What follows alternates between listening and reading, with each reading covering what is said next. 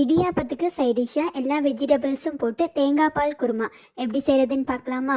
இதுக்கு ஃபஸ்ட்டு ஒரு பேனில் ஆயில் ஊற்றி எல்லா ஸ்பைசஸும் ஆட் பண்ணிக்கலாம். கூடவே நான் வெங்காயமும் போட்டு வெங்காயம் நல்லா ப்ரௌன் கலரில் ஃப்ரை ஆகணும். இப்போது நான் கட் பண்ணி வச்சுருக்க தக்காளியும் ஆட் பண்ணிக்கிறேன். இது கூடவே ஒரு சிட்டிகை மஞ்சத்தூள், ஒரு ஸ்பூன் மல்லித்தூள், ஒரு ஸ்பூன் மிளகாய்த்தூள்.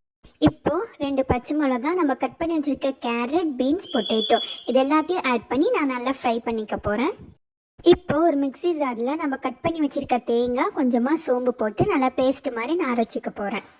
நம்ம அரைச்சி வச்சுருக்க தேங்காய் பேஸ்ட்டை இந்த குருமாவோடு ஊற்றி நல்லா பாயில் பண்ண விட்டுடலாம். ரொம்ப நேரம் பாயில் பண்ண விடக்கூடாது, தேங்காயோட ஸ்மெல் போயிடும். ஒரு 5 மினிட்ஸ் பாயில் பண்ணி நம்ம ஸ்டவ் ஆஃப் பண்ணிடலாம். இந்த வெஜிடபிள் குருமாக்கு நான் இடியாப்பம் தான் ரெடி பண்ணியிருக்கேன். இதுக்கு அரிசி மாவில் கொஞ்சமாக உப்பு போட்டு சுடு தண்ணியில் மாவை நல்லா பிசைஞ்சிக்கலாம். இடியாப்பத்துக்கு இந்த வெஜிடபிள் குருமா ரொம்பவே டேஸ்ட்டாக இருக்கும். நீங்களும் உங்கள் வீட்டில் ட்ரை பண்ணிவிட்டு எப்படி இருக்குன்னு மறக்காமல் எனக்கு கமெண்ட் பண்ணுங்கள்.